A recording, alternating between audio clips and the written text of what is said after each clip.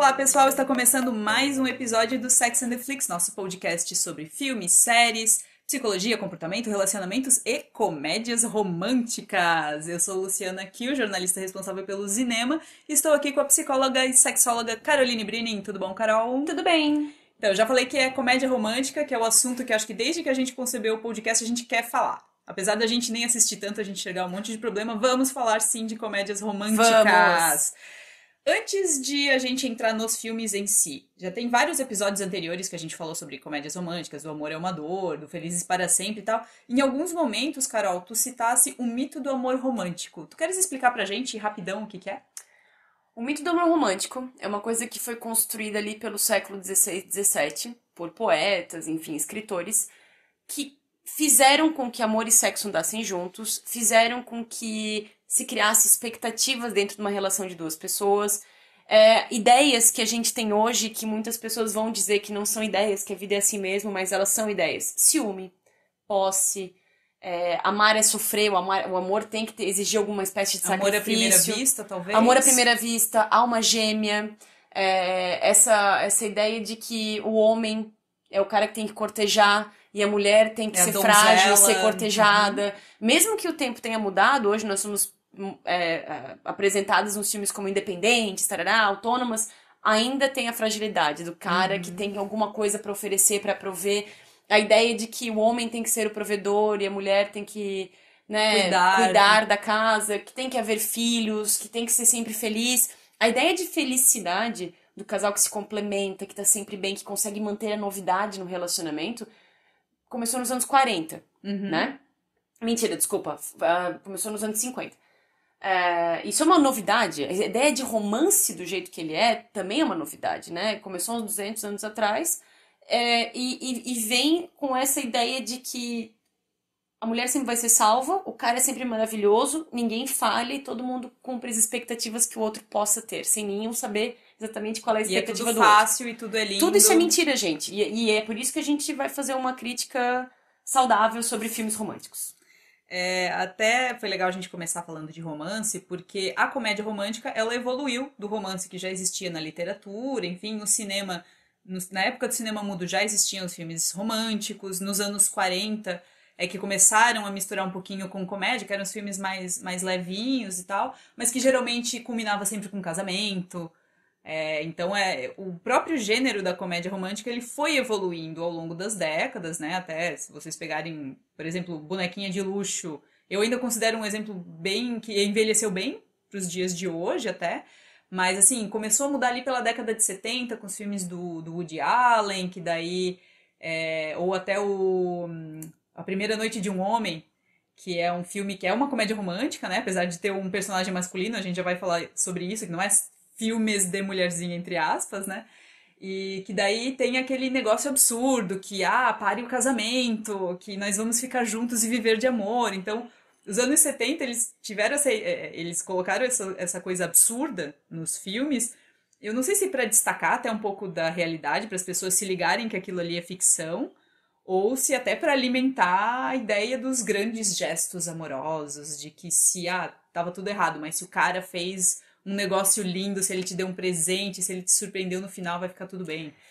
Eu acho que tem a comédia romântica, ela vem de uma coisa inflada, exagerada e não real. E eu acho que tem a ver com a coisa da fantasia, porque quando a pessoa que escreve um romance, geralmente é uma pessoa botando no papel o que ela idealizou, o que ela entende. Nem o que ela entende, o que ela gostaria, como ela gostaria que fosse, como ela gostaria que aquele cara fosse. Exemplo, na vida real, quantos relacionamentos ruins a gente tem e a gente fica esperando o cara ou a mulher ser aquilo que a gente queria, que muitas vezes é uma construção bem fantasiosa, não é aquele homem ou aquela mulher que não são assim, é que pessoas não são assim, né? Por exemplo, os atos grandiosos de romance que a gente vê, muitos deles são motivados, se na vida real eles acontecem, muitos deles são motivados pela novidade, pelo início apaixonite, por obsessão, porque tem muitos casais abusivíssimos que, pra convencer o outro de que eu mudei, eu vou lá e faço um grande gesto, um gesto absurdo, mas tem uma função de te manter amarrado a mim, não necessariamente amor verdadeiro. Mas o fato é que na vida real, tu não vai ver o cara comprando 1 milhão de rosas e colocando na tua, né, no teu, enfim. A não ser que seja o Kanye West. A não ser que seja Kanye West, exatamente. Ou a não ser que você seja dessa bolha de influencers que tem essa necessidade da coisa extravagante, exagerada, De mas que vender, também é né? fantasiosa. Que é de vender uma ideia e não necessariamente ser Exatamente, realidade. exatamente. Porque, e até, tu citou o Kanye West, tem vários episódios das Kardashians, dos relacionamentos frustrados que especialmente a Khloe e a Kim tiveram, que os ex-namorados que não era aquilo tudo faziam camas de flores. O Tristan Thompson, né, o pai do filho da Khloe, entregando arranjos de flores, que era o nome dela escrito em rosas, que eram maços e maços de rosas por tudo. O cara é um idiota. E as comédias românticas ensinaram a gente que se o cara faz um gesto desse, isso apaga qualquer pecado que ele tenha feito no passado, Sim, né? que não e que meio que assim, tu vai, olha, eu sei que ele foi horrível, mas olha que massa isso aqui que ele fez. Eu sei que ele te traiu e foi péssimo, mas olha as flores que ele tá te dando. Isso também instiga essa coisa da mulher que perdoa fácil e o cara que não perdoa. Porque, de modo geral, na cultura, o homem não perdoa a traição de uma mulher. A mulher, tudo bem perdoar a traição de um homem, Sim. porque meio que o que mulher faz. Mulher é mais gentil. Homens são assim. Os homens são assim. Isso é uma outra coisa do amor romântico, né? O homem precisa transar e a mulher precisa de conexão. Como se o homem não precisasse, né?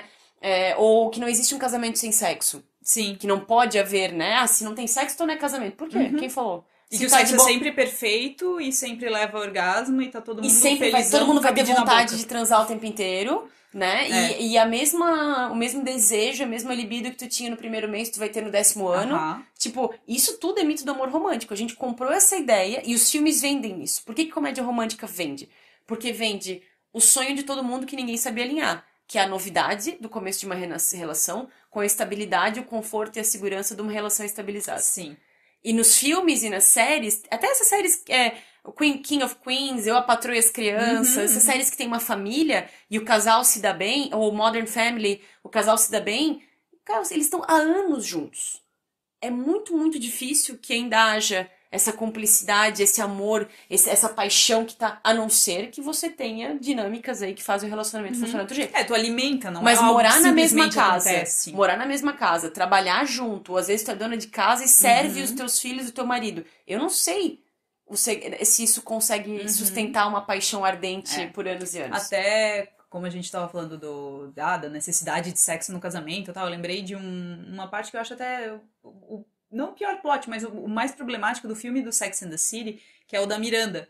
Que o Steve traiu ela, porque ela não transava com ele, então ele traiu ela, e daí tem Mas que também tá dentro do mito de que o cara precisa de sexo. Pode, exato. E daí quando elas vão pro México, tal, a Miranda acho que não tá depilada, tal, daí elas meio que dão um shade nela de que, nossa, mas como é por isso assim que ele não te quer. Exato, mais ou menos isso. Daí assim, até a Charlotte, que é a mais puritana e tal, até ela transa 2 vezes por semana com o Harry, uma coisa assim, sabe?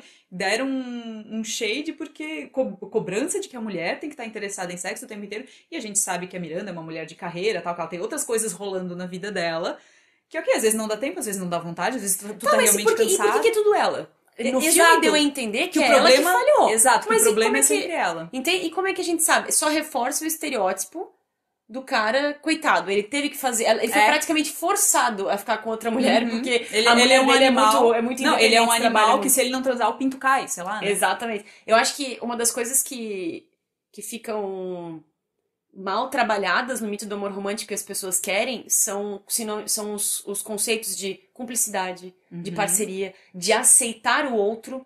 Não, eu não falo que a gente tem que aceitar tudo que o outro faz, mas aceitar que o outro é limitado em algumas coisas, que o outro vai ter outras preferências, que essas coisas o amor romântico ele não cobre. O que ele cobre é o outro vai mudar por você, você vai mudar por ele. Nem sempre. Porque eu acho que ele vem de uma bolha que é meio que impossível. Por exemplo, a gente vai começar a namorar e a gente vai se encaixar perfeito 24 horas em todas as vontades, em todos os desejos. Então, a gente vai poder conversar de tudo, a gente nunca vai discordar. Isso não existe. Até uma das ideias acho que deve estar dentro do mito do amor romântico e que é reforçado em filmes de comédia romântica, é a ideia de adivinhar o pensamento do outro. Muito, meu. Até nos grandes gestos ali que a gente falou, que o cara, não, mas ele pensou que ela gosta de hortênsias, então ele comprou 1 milhão de hortênsias, assim, ele adivinhou o pensamento dela. E não é assim que acontece, né? Não tem aquele filme do Keanu Reeves com a Sandra Bullock da Casa no Lago, sei lá, uma coisa assim. Esse é o pior. Esses filmes de Além da Vida são os piores, porque daí também dá a ideia de uma espécie de uma telepatia. Uma magia. Uma magia que a gente se conecta. Tinha aquele filme também do Christopher Reeve, bem antigo, que era uma coisa do passado, que ele viajava no tempo. Aquele Kate em algum Leopold lugar do também. passado, acho que é o Kate Leopold. São... Tipo, impossível um cara do século XVI se dar bem com uma guria dos anos 2000, cara. E não é por nada, mas... Até o Encantada, né? Aquele da Disney, que ele é bem Tu escrachadão. sabe um filme que eu acho que fez apesar de eu gostar, mas fez um baita de serviço? Simplesmente Amor. É verdade. Como que aquela portuguesa com Colin Firth nunca isso ia acontecer? Se falaram de verdade, não falam a mesma língua, nunca trocaram uma conversa. O cara tava lá na Rosetta Stone tentando aprender a falar obrigado e isso era o suficiente pra eles ficarem juntos. Tipo, nunca que isso vai acontecer. Não, e vai e casa, e pede pra casar, né? Não... Spanglish também é um filme, né? Spanglish, que é com o Adam Sandler, com uma menina. Aí tem uma outra coisa que... A gente tem os contos de fadas atuais, né? Conhece gente de outro país, de uma... Eles não... Eles estão há muito tempo aqui, mas pela internet são bastante reforçados e até pelo fato de que agora a gente pode discutir mais abertamente relacionamento e sexualidade, eles ficam mais em voga. Os contos de fadas. Você vai ter um amante, esse amante vai descobrir que a vida é melhor com você. Então você é especial que mudou a vida dele. Sim. Às vezes o cara ou a mulher nem são casados, mas são pessoas extremamente dedicadas a alguma coisa e quando te conhece a vida delas muda. E você quer ser a pessoa que fez ela mudar. E o romance de outros países. Conhecer alguém de uma terra estranha, tarará. Gente, você vem... Ontem eu tava vendo 90 Dias pra Casar.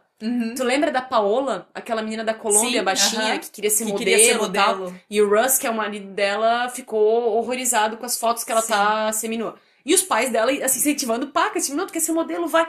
É uma coisa muito cultural. Como tu espera que Os Estados Unidos é mundialmente conhecido por serem altamente puritanos em público e altamente devassos no privado. E a Colômbia, os países latinos, é carnaval, é bunda, é não sei o que e tal. Cara... Alguma coisa não vai fechar ali. Óbvio. Eu tava vendo esses dias, até coisas menores, por exemplo. A gente tá falando do sul do país, né? Eu tava vendo aquele documentário da Anitta, aquele Made in Honório. E uma coisa que me chamou a atenção foi... Eu adorei a Anitta. Eu não conhecia a história dela, achei ela muito legal. Só que eu não gosto das músicas. Porque as músicas é só sobre sentar e 27 adjetivos pra bunda, que eu não entendo, eu não consigo. Mas eu acho a melodia legal, acho ela pra frente, enfim, tal. Como que ela vai encontrar um cara na nossa sociedade que vai ficar 100% de boa, não se sentir inseguro, ofuscado, com ciúme, que ela rebola o tempo inteiro, que ela ganha dinheiro com isso e que ela é muito dona dela mesma. Aí, porque o cara se assusta com o sucesso. Isso é outra coisa. O cara não quer ficar contigo porque a culpa é tua, porque tu é bem sucedida. Não, o cara é inseguro, ele tem que tratar isso. Ou a pessoa, tá? Sim. Se a pessoa tem desconforto contigo com as coisas que tu consegue na vida, é um problema dela. E voltando pro mito do amor romântico e o reforço das comédias românticas dos contos de fada, a gente pode até falar daquela ideia de dois mundos diferentes que se atraem, tal. Por exemplo, Ana e o Rei. Coisa assim, ó, a própria Fran Drescher em The Nanny é mais ou menos isso, porque ele é mas tu lembra que ela fez um filme? Sim, exato, que é baseado em Ana e o Rei, exato. O Charlie Shaughnessy, que faz o Mr. Sheffield também, era o rei ela virou babá. Não, era um outro cara. Um bigodudo, assim. Isso. Eu achei que era o mesmo cara até. Mas ela virou, é The Nanny no filme, sei lá, Encantado. É mais ou menos isso. E daí... tipo, como é que chama aquele filme The Sound of Music em português? Da Julie Andrews? Eu esqueci agora. A Noviça Rebelde. A Noviça é a mesma coisa. É a mesma coisa. O cara se apaixona pela ex-freira que virou babá e eles vêm de mundos completamente diferentes. E tá todo mundo ok com isso. E o próprio Uma Linda Mulher.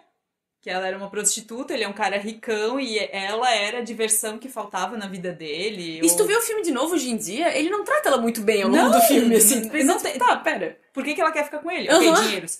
Mas, provável. Mas que também vende essa lógica. Todo cara é canalha, toda mulher é interesseira. E aí todo mundo meio que se entende, né? Porque tem a ideia de que nós, mulheres, precisamos de um carro, que é a justificativa que muito cara inseguro usa. Tipo, ela não quis ficar comigo porque eu não tenho tal carro. Eu não tô dizendo que toda mulher é santa, tá? Tem muita mulher que também não é muito legal. Mas usar a justificativa somente de que você não conseguiu ficar com tal mulher ou não estar com tal pessoa que você gosta porque você não tem um carro... ou não tem dinheiro. Ou não tem dinheiro. Porque aí entra outra história do mito do amor romântico, né? Mulher não paga pelas coisas. Quem paga é o cara. Né? O cara que pede pra dividir é um pão duro, é não sei o quê. Por quê? Né? Tá todo mundo trabalhando. Aí é engraçado, eu tava vendo uma live da Regina Navarro, ela falou uma coisa muito engraçada. Ela diz que muitas pessoas usam o termo feminista pra esse tipo de mulher, mas ela usa o termo autônomas, mulheres autônomas. E daí ela pega e fala, mas a autonomia acaba quando chega a conta do restaurante. Ela usa a conta do motel, porque eu achei que era pra ser bem quebrado. Sim. Vocês dividem a conta do motel? E pra mim, ela falou, pra mim, uma mulher autônoma divide. Sim. Ela entende que ela tá participando tanto quanto o cara. Claro. Mas se tu parar pra pensar, isso também é um mito do amor romântico. Se ele não quiser pagar tudo, quer dizer que ele não me ama. Se ele não paga tudo, quer dizer que ele queria me usar no motel. Sim. Tu também usou o cara. Todo mundo tava se usando naquela situação. E até se a gente parar pra pensar nas concepções de compartilhamento de guarda de casais que se separam, né? A mulher fica com a criança, o cara paga uma pensão. Sim. Fica na maior parte do tempo, eu digo, né? Falando nisso, qual é aquele filme da Julianne Moore com o Pierce Brosnan, que eles são advogados? Não é Leis da Atração? Leis da Atração. Eu acho esse filme fofinho. Mas eu vendo de novo e de novo, ela é uma chata neurótica. Ele tem prazer de pegar no pé dela. E aí eles se apaixonam. Isso é uma outra coisa. Tem uma fase das comédias românticas que as partes se detestam pra descobrir que elas se amam. Sim, sim. E aí também propaga aquela história de que, se odeia a pessoa que gosta dela. Os opostos se atraem. atraem. Essa coisa de a gente se odeia e daí fica junto. Se eu não me engano, não tem até um filme com a Meg Ryan, que também tem uma pegada assim. Eu não sei se era com o Billy Crystal. Sim, que Harry, é o Harry Sally. Que também vai entrar num outro clichê de comédias românticas que a gente vai falar mais a seguir.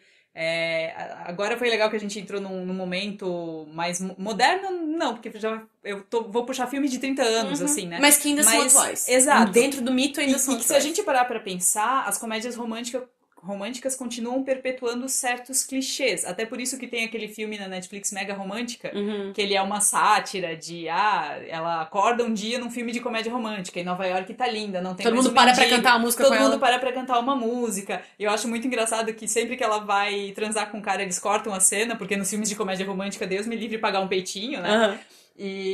Porém, apesar de ser uma sátira, o filme reforça o estereótipo da amizade que virou namoro.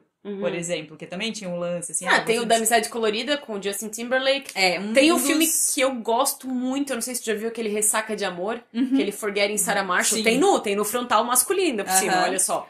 Mas é a pegada do Judd Apatow, né? Tipo, o virgem de 40 anos e tal. Mas nem só isso, mas um dos clichês, então, né? Que a gente vai começar na listinha.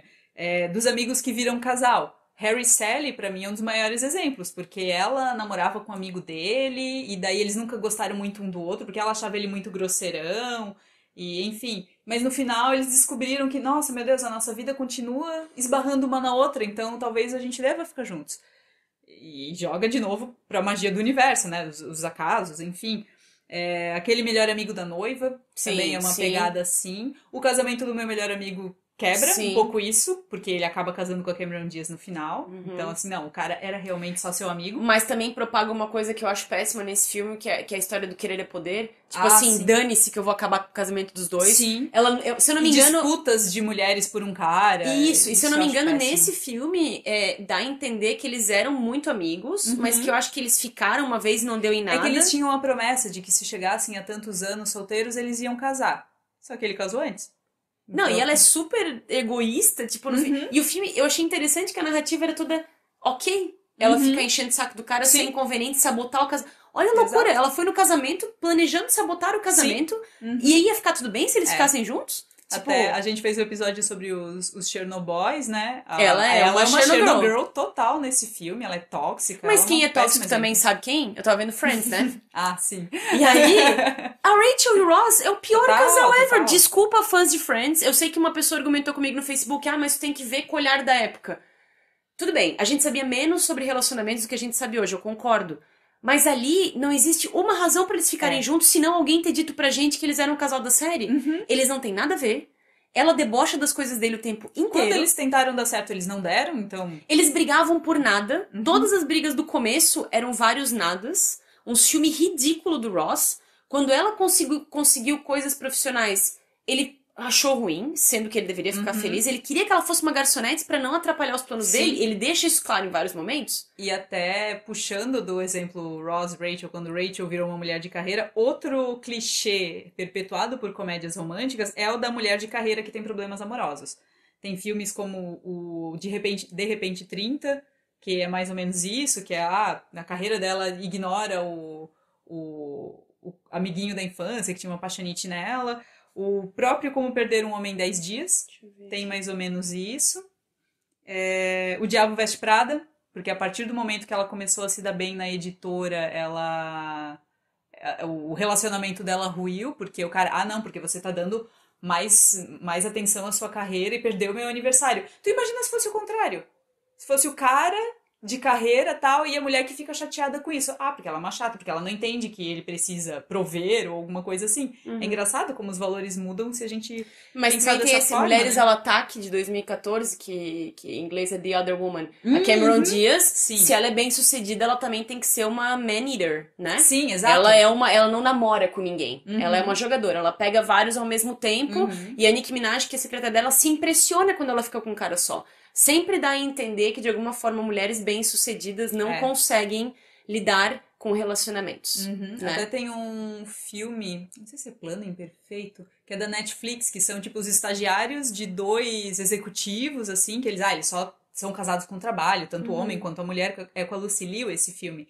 E os dois, os estagiários, eles trabalham até tarde e tal, e daí o plano deles é juntar os chefes como um casal para que eles tenham tempo. Reforça a ideia, não, quem é casado com trabalho não pode ter vida pessoal, não pode ter um relacionamento tem aquele filme amoroso. com a Sandra Bullock, A Proposta, A com o Ryan Proposta Reynolds, também uma pira Aham. assim, tipo, não dá pra ter... Mas sabe o que eu acho? Eu acho que não dá pra ter, porque se tiver um casal que se dá bem, com todo mundo bem, não tem graça. Não tem Tem que filme. ter um plot maior, Claro, que aquilo ali é só um pedaço. E tanto que os casais que são...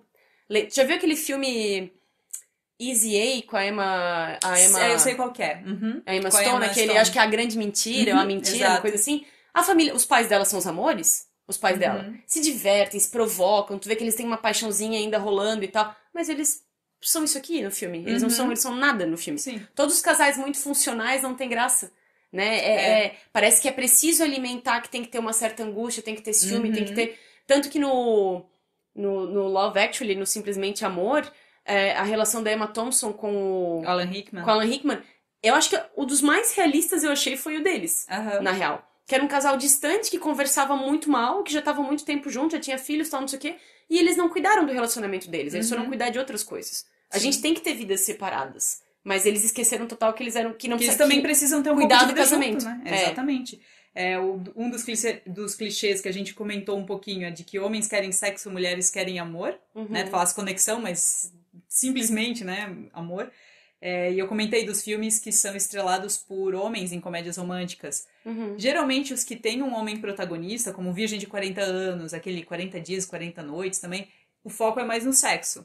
Quando o foco é na mulher, é um negócio mais romântico, ela busca o amor, né? Enfim, e até a comparação que eu quero fazer é do Virgem de 40 anos com Nunca Fui Beijada. A gente tá falando de dois personagens que nunca tiveram tal experiência de relacionamento. O dela é um beijo, o dele é sexo. Né? Então o dela é um negócio muito mais romântico, tal, porque, nossa, porque ela só queria ter um Porque beijo mulheres de são amor. frágeis. Ela queria ter um beijo de amor verdadeiro e tal. Não, nunca foi beijado. Então, exato, é isso que eu tô falando. Sim. Sim. Ai, beijei. Sim. Mas é verdade. Mas isso também acho que era uma pegada dos anos 90, esses filmes que ainda exploravam a fragilidade e a mulher desastrada. Exato, era outro clichê que a gente ia chegar, que é heroínas desastradas. Tem a Josie, enfim, do Nunca Fui Beijada. Josie, eu acho a que Bridget Jones Sim. é uma, e daí volta naquela ideia dos mundos distintos que se encontram. O que daí foi muito bizarro, porque se tu pega os primeiros filmes, são 3, né, da Bridget Jones. O último é uma outra Bridget. Sim, total. Tipo, empoderada, com menos... Tu fica assim, tá, tudo bem, as pessoas amadurecem, mas são 2 personagens. Sim. São 2 pessoas diferentes que estão fazendo, né, são 2 Bridgets, são 2 histórias diferentes. É porque diferentes. a gente perdeu... A gente teve um gap de uns 10 anos, né, de um filme pro outro. Sim, mas não, então, mas coisas eu tô falando acontecem até personalidade. Tipo, ela tava mais segura, ela tava mais... as neuroses dela eram mais, tipo... Os delírios de Beck... Vai ver, ela tava mais segura porque ela casou, né? Porque tem mulher que tem essa pira de... Assim, não, porque depois que eu casar, a vida vai ser resolvida. Então, aí isso também alimenta. Lembra aquele filme da Anne Hathaway com a Kate Hudson, que elas iam casar Noivas em Guerra? Sim, Noivas em Guerra. Cara, isso só...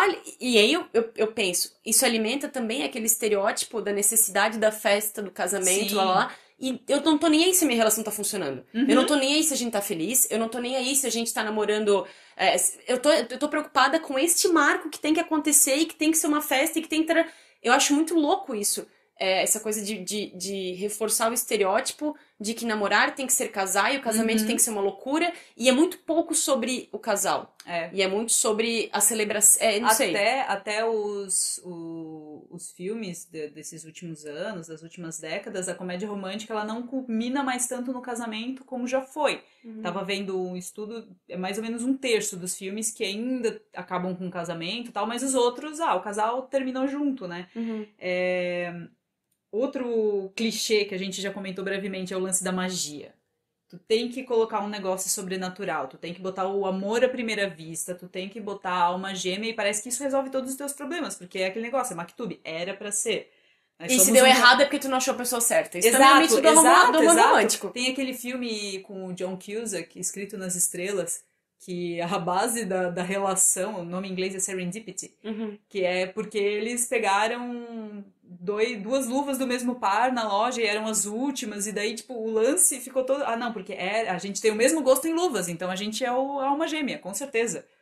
Esse é o argumento do filme inteiro, se tu parar pra pensar. Sim. Tem até um episódio do The Office que o Michael tá meio que superando, eu acho que tá superando a Holly, quando a Holly tem que ir embora, e daí ele vai doar sangue e ele encontra uma luva, e era Valentine's Day. Sim.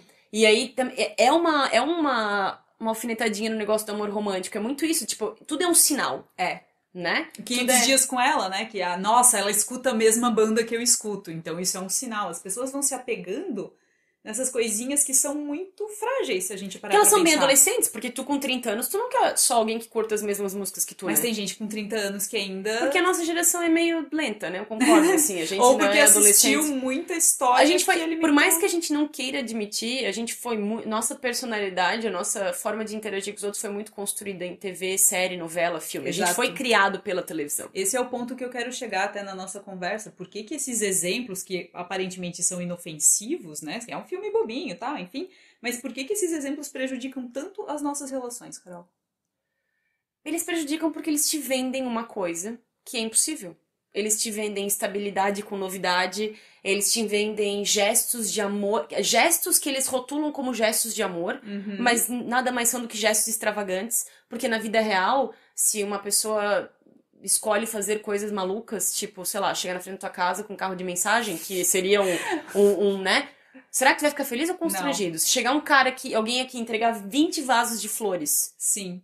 Tu quer vir? Tu vai botar onde isso? Uhum. A verdade é que foi criada essa ideia de que grandes gestos significam amor. Mas, na verdade, os gestos que a gente deveria ser incentivado a prestar atenção, a gente não é. Tipo, pequenas formas de amor. Tá tudo bem? Precisa de alguma coisa? Olha, eu fiz o jantar hoje. Ó, lavei a louça. Não sei. Isso são atos de amor. Tu não precisa dizer que ama o tempo inteiro. Mas nós, mulheres, alguém ensinou pra gente que se o cara falar que ama a gente, que a gente é especial e que ele nunca amou ninguém assim, e ele se der muitas flores, se ele for esse cara, pronto, esse é o cara ideal. Exato. Ele não precisa fazer muito mais do que isso, né? A mulher parece estar sempre numa busca de dívida, porque ela sempre tem que ser maravilhosa, virginal, porém super vagabunda na cama.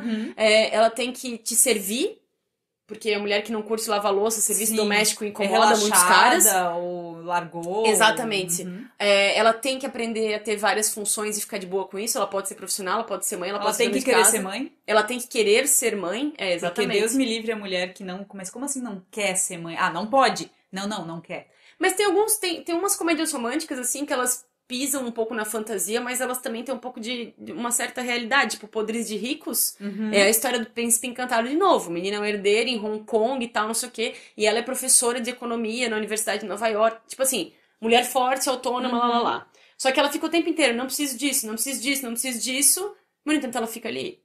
Sim. Né? E aí o cara, tipo, em vários momentos do filme, o cara meio que some quando ele deveria estar com ela. E daí ela passa por vários perrengues que a família dela não aceita muito ela. E dele, né? Eles pegam todos esses conteúdos atemporais. A família ser contra, você tem que passar por uma aprovação. A sogra. A rivalidade que eles colocam. Tu lembra aquele filme da Jane Fonda com a Jennifer Lopez? Eu acho horrível isso. Mas também é muito cultural. Mas que acontece, assim, de certa forma, se a gente parar pra pensar em alguns casos de complexo de Édipo leves, do nosso dia a dia acontece bastante, assim, filhos únicos, tal, enfim, pode acontecer. Mas, claro, no filme vira um outro negócio, vira uma disputa meio esquisita até, né? A gente tá falando de por que esses exemplos prejudicam as pessoas, elas se espelham nos filmes, assim, pode parecer até ingênuo falando dessa forma, mas se a gente parar pra pensar, até no primeiro episódio que a gente gravou lá do Felizes para Sempre, ninguém aprende a estar num relacionamento. Uhum. A gente não tem isso na escola, a gente não aprende em nenhum lugar. A gente gente aprende nos filmes. Então, tu acha que as pessoas levam esses exemplos? Claro. Elas têm essas expectativas romantizadas por conta dos filmes, lógico. Se tu tá num relacionamento, tu tá vendo um filme e de repente o cara aparece com milhões de balões em flor, tu vai olhar pro teu marido e vai dizer, por que tu não faz isso pra mim? Que não sei o quê. Ai, que lindo, né? Where is my flowers? Exato.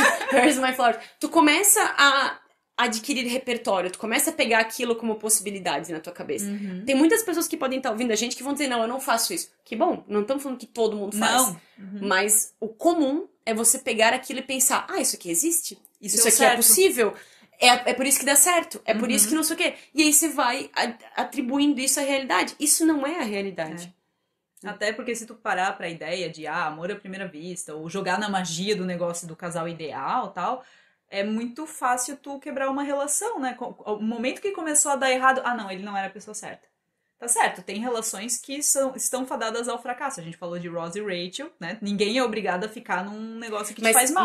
Mas, Lu, a gente tá falando, partindo da premissa que também veio do amor romântico, de que relacionamento é um pilar importantíssimo na nossa vida. É verdade. E na verdade é mais uma coisa que tu faz. Exato. É tão importante quanto ter a tua carreira, é tão importante quanto ter os teus amigos, é tão importante quanto, sei lá, ter os teus hobby. Mas é mais uma coisa que tu faz. Uhum. E tem várias coisas que esses filmes incentivam. Por exemplo, eu não tô dizendo que eu sou uma pessoa não monogâmica, mas a monogamia é extremamente reforçada. Sim. E se a gente não tivesse a monogamia, a gente não teria vários problemas, tipo traição.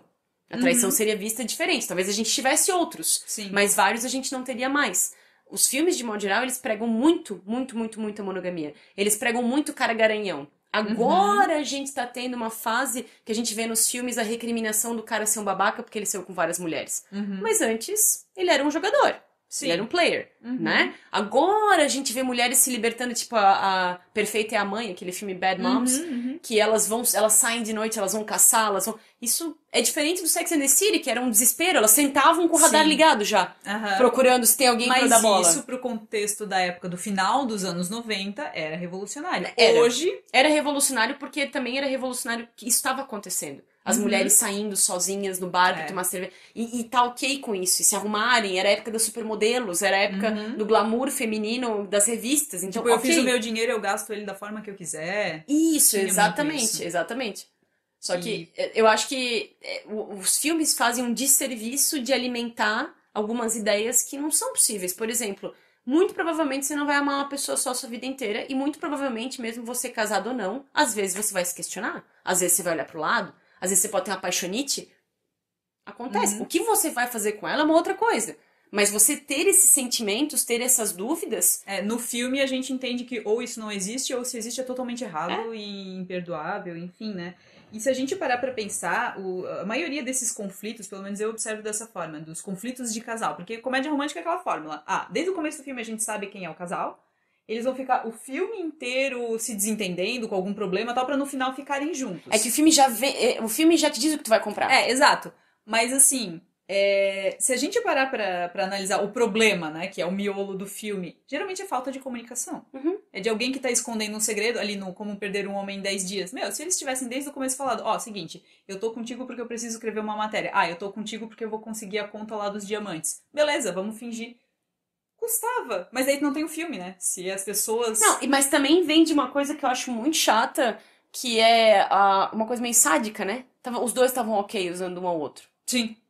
Sabe? Que relacionamento é esse, assim? E como é que tu consegue ficar bem nesse relacionamento depois... Exato. Acreditando cegamente que o outro só quer o teu bem agora. Durante aqueles meses ele não queria, mas agora ele quer. E essa é uma das ideias perigosas que é reforçada pela comédia romântica, que é voltando para os grandes gestos. O filme inteiro, o casal tem um comportamento tóxico um com o outro, rola, sei lá, ou traição, ou, né, traição de confiança, não necessariamente com outra pessoa, eu digo, né, mas tem segredos, tem disputas, tem agressões, enfim, mas como teve um grande gesto no final, tá tudo perdoado. E Sim. isso, e o próprio Bridget Jones no segundo, acho que ela tem uma corrida, que ela corre na chuva pra falar com o Mister Darcy, que ele tava Na neve, não é? Não sei se é Não, na não, não, na chuva. neve no primeiro, mas é na chuva o segundo, que ela voltou da Ah, Tailândia, sei, lá tem sei, toda uma sei, pira, sei. que dela vai correndo e tal. Então, assim, o lance do grande gesto Ah, mas que tá nem pra no todo Notting mundo, né? Hill. O Notting Hill também é uma Sim. baita falta de comunicação, daí eles brigam, eles com um tempão, às Aí vezes ele vai falar. na coletiva de imprensa, daí ela fala qualquer E, coisa e incrivelmente, pronto. Selena tava solteira, esperando por ele. Tipo Sim, assim, tem várias coisas que. E aí cria de novo essa ideia do tipo, tudo bem você ficar meses, porque se for a pessoa certa, ela também tá te esperando. é. Não, gente, não tá tudo Uhum, bem. Claro, todo mundo tem direito de esperar e tal, mas uhum, é uma pessoa e talvez ela vá ser só mais uma pessoa, talvez sim, não, ou talvez ela vai ser a pessoa especial durante um período de tempo, depois ela não vai ser mais, porque as coisas mudam. é. Só que é muito difícil, a gente faz tanto tempo que tá condicionado essa coisa do romantismo, que pra gente é muito difícil conceber a ideia de que namoro ou relacionamento é mais uma coisa que tu tem. Não é uma obrigatoriedade. Sim, Tu pode passar a tua vida inteira solteiro, tu pode ter uhum, muitos amigos, sim, né? Sozinho ninguém fica, solteiro talvez. é. Tipo, né? Não, não é um problema. Agora, e eu, de novo, não tô dizendo também que não dói, por exemplo, se tu termina Uhum, com alguém, se tu não tá com quem tu ama, óbvio que dói. Mas passa. Só que é uhum, feio também dizer que é. passa, porque parte do amor romântico é o sofrimento. Até um filme que não é uma comédia romântica, mas que eu acho que critica um pouco essa cobrança pelo casal e tal, é aquele O Lagosta, não sei se tu assistiu Não com vi, Colin não vi. Farrell. Ah. É muito interessante, assim, é um filme bem absurdo, distópico e tal, que eles mandam várias homens e mulheres, que é, de novo, né, outro clichê, tudo é heteronormativo. São poucas as comédias Uhum. românticas Tem uma homoafetivas, nova, né? né, com a Kristen Stewart de Natal, né? Que ela tem Não uma cheguei a namorada, eu não ver. vi Ah, ainda. eu vi que existe, mas eu não cheguei a assistir ainda. O Lagosta, eles mandam um monte de homens e mulheres para um retiro, não é um retiro, é uma casa, tem uma floresta assim, e eles são obrigados a encontrar um par ali. E os que não encontram, eles são mandados para a floresta para serem caçados, assim. Ou seja, se tu não faz um par e não é o teu par Mas ideal, acho que tal, essa é a crítica, né? exato, esse é o lance, assim, tu não consegue viver numa sociedade se tu não tá num casal. Mas não foi isso que Noé fez também? Exato. Isso já vem de muito tempo. Adão e Eva sempre tem que ter esse par para as coisas funcionarem, porque tem toda a pira da reprodução. É por isso Sim. que o par é tão divulgado, Uhum. par heteronormativo, né? Sim. Por conta Uhum. Da da regra criação, perpetuação. da regra cristã da perpetuação, Uhum. né? Da procriação. Mas a gente trouxe isso para vários aspectos da nossa vida. Um deles é o Vinícius de Moraes, né? Não dá para ser feliz É. sozinho, né? Uhum. E não sei se não dá. Mas eu acho que o primeiro grande problema é que a gente coloca a relação num patamar um pouco complexo, assim, né? Tipo, de que tem que suprir as nossas necessidades e tem que sempre ser bom e tem que Uhum. sempre fazer tu se sentir renovado É. e com vontade e tal. E isso não. Gente, eu vi esses dias um meme que eu acho que eu até comentei em outro episódio, mas eu achei muito brilhante. Quantos relacionamentos longos que tu conhece que são felizes? Uhum. Plenamente felizes. Ah, meus pais são Tempo casados há inteiro. 50 anos. Tá, como é que é esse casamento? Sim. Não, mas o bonito, ou outro mito do amor romântico, que eu sei que as pessoas podem não ligar, mas só dá pra ter um filho saudável com pai e mãe juntos. Um não pode Ah, fazer uma sim. função só, ou pais, ou um casal homoafetivo não pode ter. Claro que pode. São Uhum. funções, são construções de identidade dadas a pessoas que exercem papéis. Se chama função paterna e função materna porque o Freud deu esse nome, dizendo que a mãe nutre e o pai Uhum. põe limite. Basicamente, em passos muito rasos, é isso. Mas uma mãe é capaz de fazer os dois. Ai, mas Uhum. falta uma figura masculina. A pessoa vai ter figuras masculinas ao longo da Várias. vida. Uhum. Mas tu prefere então que ela tenha uma figura masculina ausente, abusiva, porque pai, amor incondicional? Não. E muitas pessoas atribuem a ideia do amor incondicional também quando elas estão em Uhum. E relacionamentos. às vezes até casal que se separa tal tem uma forçação pra. Ah, não, mas a mulher faz questão que o pai esteja presente na vida. E às vezes o pai não faz questão. E às vezes seria melhor que ele não estivesse Eu também presente. acho, Porque se é pra dar um mau exemplo, então Mas não para esteja ali, né? nós, com a nossa constituição, do jeito que ela é hoje, cultural, em relação à família e relacionamentos, a gente tem muita dificuldade de conceber essa ideia. Uhum. Né? Tipo, se meu pai não cresceu comigo, eu quero lá procurar ele pra saber o que eu perdi. Tu já sabe o que tu perdeu. Ele não Sim. quis estar ali. Uhum. Mas eu preciso saber. Isso é uma construção de que a gente acha que o sangue, né? Como é que é? O sangue é mais grosso que Mais a grosso água. que a água. Uhum. Isso é uma. Cara, se fosse assim, não tinha criança na lata do lixo. Se fosse É. assim, não tinha pai abandonado em asilo. Se fosse assim, cara, não é assim. Nós somos pessoas. Nós somos indivíduos, nós chegamos sozinhos e E vamos quanto embora mais velho tu sozinhos. fica, mais tu vai ter uma percepção das coisas, da realidade, e mais tu vai. E às vezes não pode nem falar pra ninguém porque vão te julgar, né? se tu tem uma visão muito fria de alguma coisa, né? Enfim, uma opinião impopular. Por exemplo, não, mulher nenhuma é obrigada a ter filho. É possível estar numa relação e não querer ter filho. Ou é possível não querer ter uma relação, né? Até no BoJack Horseman tem um personagem que ele se descobre assexuado. Que ele saiu com algumas meninas e tal, mas ele nunca teve muito interesse, assim, em sexo e tal. Dele, será que eu sou gay? Não, também não tenho interesse. Eu sou assexuado. E daí, o BoJack é legal porque eles fazem isso de uma forma, eles fazem cheio de alegorias, tal, né, com piadas, tal. Mas é um tema que as pessoas quase não falam também. Tem pessoas que não têm interesse em estar num relacionamento, em estar... Em criar filhos com uma pessoa, elas querem produção independente. Exato, né? Não, nada se encaixa no Mas os filmes dão esse reforço de que você não deveria querer isso. Né? Isso é errado. E que a única pessoa solteira que sobrevive é o cara. Né? A mulher solteira, ela não sobrevive. O cara, sim, ele vai ser bem sucedido, ele vai pegar a mulher que ele quiser, e daí quando ele não quiser, tudo bem, porque ele tá muito bem sozinho. E querendo ou não, tudo culmina com o nosso primeiro episódio de podcast, que é a ideia do Felizes para Sempre, né? O casal passou por um perrengue, tem aquele negócio que tu falou que mistura, a comédia romântica tu faz isso de misturar a euforia do começo da relação, né? A paixão, com a estabilidade de uma relação duradoura. Só que ninguém vê o meio, né? Como é que isso se formou? Como é que isso se formou, né? A gente não entende muito a cola, assim, ficaram o filme inteiro brigando que nem cão e gato, né? Mas no final deu tudo certo. E por mais que tu acha que tu conhece alguém, tu nunca conhece. Tem até alguém, acho que eu vi um dia num filme, eu não lembro qual, que alguém diz assim, você só conhece a pessoa com quem você estava casada até você se divorciar dela. Sim. História de um casamento é mais ou menos isso. Tem mais ou menos isso, assim, o casal se dá super bem, eles se admiram como pessoas, como profissionais, isso eu acho bem legal. Não, vamos fazer uma separação amigável, tal, a partir do momento que botou advogado e tal, já não é mais. Daí... até tu me lembrou, no Encantada, o Patrick Dempsey, ele faz um advogado, né, de divórcios e tal. E aí, o filme é tão redondo no termo do romantismo que no começo ele só atende casais que se dão super mal. Aí chega a Gisele e ela fala com uma das partes do casal e todo mundo fica bem. E meio que a comédia romântica ignora as individualidades. Sim. Tipo assim, ela pega só uma parte onde tem uma frequência muito específica que todo mundo se entende, todo mundo se aceita, todo mundo se perdoa. E aquilo ali que vai sustentar tudo. Durante anos, pra sempre. Isso não é verdade, gente, isso não acontece. Mas enfim, Carol, chegando ao final da nossa conversa, achei que a gente jogou, né, várias críticas às comédias românticas e tal, mas a gente sabe que a gente gosta. Quais são as tuas comédias românticas preferidas? Cara, faz muito tempo que eu não assisto mais, assim, mas o que eu gostava? Eu gostava, Ressaca de Amor, eu acho divertidinho. Eu gostava do Leis da Atração, faz muito tempo que eu não vejo mais. Isso que eu tinha falado antes, a mulher... Aquele da Cameron Diaz com...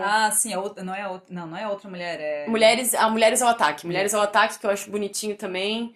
E eu gosto das comédias da Nora Ephron. Eu gosto do Simplesmente Complicado, gosto do Alguém Tem Que Ceder. Eu acho duas comédias Alguém Tem Que Ceder, eu já ia citar também. Assim. Eu acho legal essa ideia de que, comédia romântica não precisa ser só casal novinho, né?